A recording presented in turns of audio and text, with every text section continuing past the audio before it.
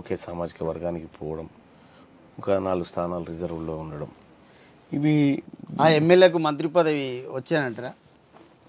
ఇస్తే ఇస్తే బాగుంటుంది కదా, ఇస్తే బాగుంటుంది. బీర్లాయిలే గారికి ఆయన కష్టపడ్డాడు, కాంగ్రెస్ పార్టీని ఆలేరులో కాపాడినటువంటి వ్యక్తి, బలమైన సామాజిక వర్గం ఉన్నటువంటి నేపథ్యం ఉన్నటువంటి కుర్మ సామాజిక వర్గం నుంచి ఉన్నటువంటి వ్యక్తి, ఇస్తే బాగానే ఉంటుంది. అంటే ఇప్పుడు మిగిలిన 6 ఏవైతే ఉన్నాయో, ఇప్పుడు క్యాబినెట్ ఈ 6 బీసీలవే, అవి ఇంకా ఎవరిది లేదు, 6 బీసీలవే.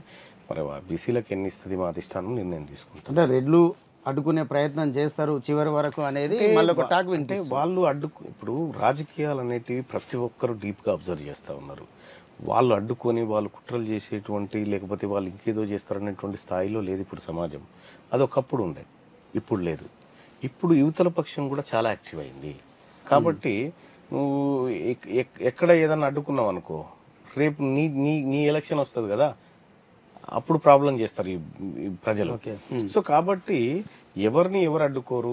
కాంగ్రెస్ పార్టీ అధిష్టానం నిర్ణయం తీసుకుంటే, సామాజిక న్యాయం అని చెప్పి తీసుకుంటే, లేకపోతే రాహుల్ గాంధీ గారు చెప్తున్నటువంటి ఎవరైతే ఎంతున్నారో వాళ్ళకంతా వాటా అనేటువంటి మాట ఏదైతే చెప్తా ఉన్నారో, సో దాని ప్రకారం కాంగ్రెస్ పార్టీ బీసీల పక్షపాతిగా ఉన్నట్టుగా మాకు రాహుల్ గాంధీ గారి మాటలు బట్టి అర్థమవుతా ఉంది. కాబట్టి బీసీల వైపు మంచి నిర్ణయమే తీసుకోవచ్చు. అంటే ఎంతో కష్టపడి గెలిచిన తీన్మార్ మల్లన్నని మంత్రిగా చూడొచ్చా ఈ ప్రభుత్వంలో? అంటే నాకు మంత్రి పదవి ఇస్తారా ఇవ్వరా అనేది నాకు తెలియదు, కానీ ఏదో ఒకటైతే ఇస్తారేమో అని అనిపిస్తుంది. సో ఇస్తే మాత్రం ఆ మంత్రి పదవికి న్యాయం చేస్తూ, ఆ పదవికి న్యాయం చేస్తూ కాంగ్రెస్ పార్టీ ఏది గొప్పతనాన్ని కాపాడుకుంటూ కాంగ్రెస్ పార్టీని మరింతగా ప్రజల్లోకి తీసుకుపోవడం, అటువంటి కార్యక్రమాలు ప్రజలకు మంచి చేసేటువంటి 100% వాళ్ళు ఇచ్చిన ఏ ఒక్కదానికైనా ఏ అవకాశం ఇచ్చినా దానికి న్యాయం చేయడానికి నేను సిద్ధంగా ఉన్నా. అలాగే బీసీ వాదం మిమ్మల్ని గెలిపించిందనడం ఎలాంటి సందేహం లేదు. తీన్మార్ మల్లన్న రూపంలో నల్లగొండ రెడ్లకు కానీ మిగతా తెలంగాణ రెడ్లకు కానీ కొంత చెక్ పడే అవకాశం ఉందా? అంటే నేను ఎవరికో చెక్ పెట్టడానికి రాలేదు. ఫస్ట్ ఆఫ్ ఆల్ నేను చెక్కులు పెట్టడానికి లేకపోతే చెస్ గేమ్ ఆడడానికి రాలేదు.